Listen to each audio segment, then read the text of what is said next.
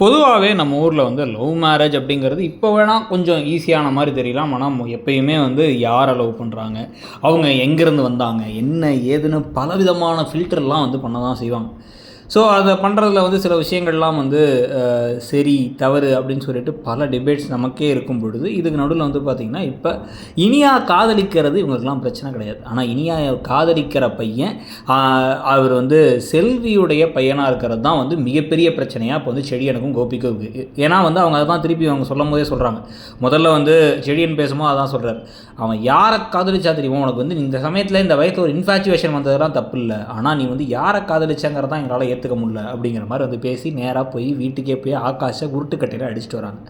செல்வி கிட்டத்தட்ட வந்து இனியா 9th படிக்கும் போதுலேருந்து இந்த வீட்டில் இருக்காங்க எனக்கு தெரிஞ்சு. ஆனால் வந்து 5th இருக்காங்கிற மாதிரி சொல்லுவாங்க.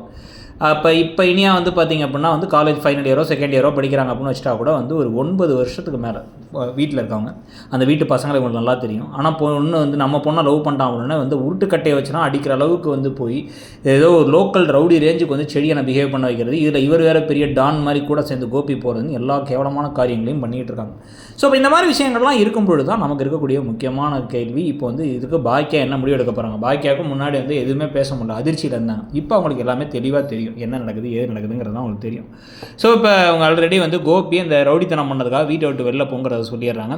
இதில் என்னென்ன ட்ராமா வந்தாலும் வீட்டை விட்டு வெளில போயே தீரணும் அப்படிங்கிற மாதிரி வந்து அவரை துரத்திட்டா கரெக்டாக இருக்கும். இன்னொரு பக்கம் இனியாவுக்கு அப்போனா ஒரு கல்யாணத்தை பண்ணி வச்சிடலாம் அப்படின்னு வந்து ஈஸ்வரி பாட்டி பூமர் பாட்டி முடிவெடுக்கிறதுக்கான வாய்ப்புகள் அதிகம்.